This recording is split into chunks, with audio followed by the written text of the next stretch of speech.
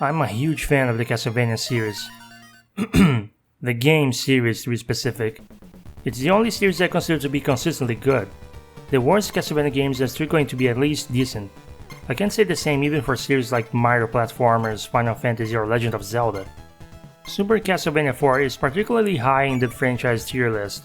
This game was covered 1,000 times in classic game content, but as an active participant in Retro Hangover podcast review crew, I have to make at least a mini review covering it this month.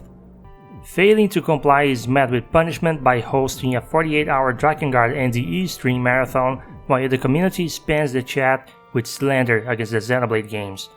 It's cruel, but it's the rules. If you're not familiar with the classic Castlevania games, they are traditional level-by-level side-scrolling action games where you control a member of the Belmont family line, who always answer the call to slay Lord Dracula every time he resurrects to curse Transylvania with his horde of demons.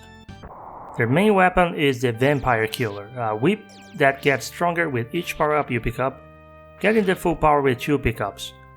Normally your attack range is limited to what's in front of you, but Simon Belmont in Super Castlevania 4 discovered what the word angle means and decided to use this forbidden art to whip in different directions.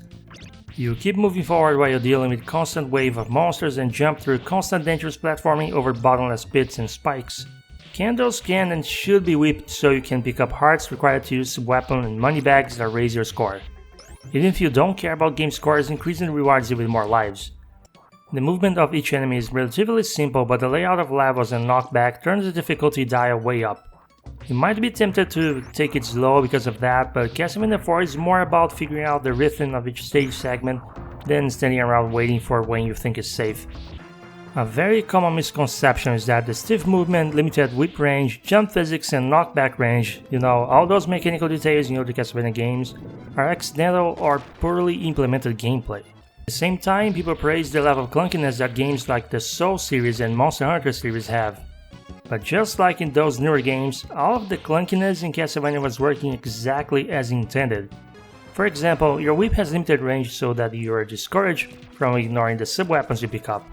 And this is relevant because Super Castlevania 4 throws a curveball at this principle. The whip is so useful that it could be all you need to reach the boss in a level.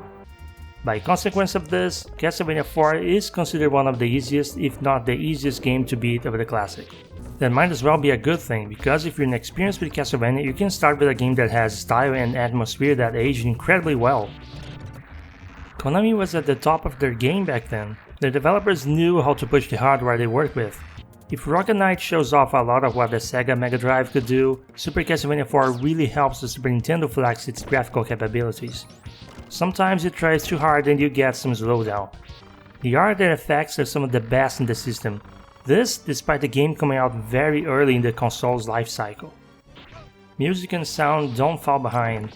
The SNES sound chip is very different to the Sega Genesis and Konami knew this. The music in Castlevania 4 emulates more symphonic styles of music the best it can, with 16-bit style equivalent to strings, brass, piano and organ instruments.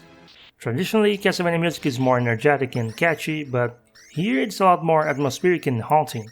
It certainly has its share of catchy tracks though, which end up returning in future entries.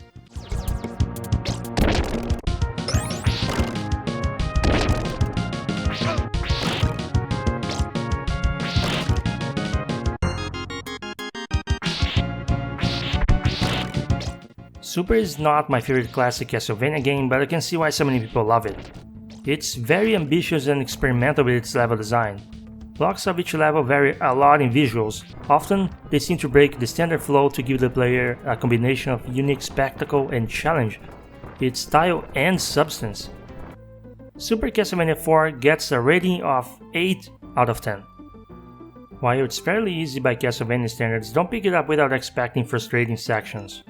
These Castlevania games that came before Symphony of the Night are, no joke, close to Souls-like equivalent of 80s and 90s side-scrolling action. It's punishing, character movement is very meticulous, and later stages will make you stare at the game over screen a lot. You have unlimited continues for a reason, and just like Souls games, it will feel incredible for making past a boss or really difficult block of level. My biggest complaint affecting the rating is that I feel the game could have done with 2 or 3 levels cut from it.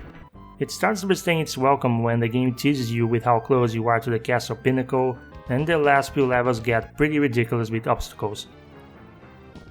Thanks for watching.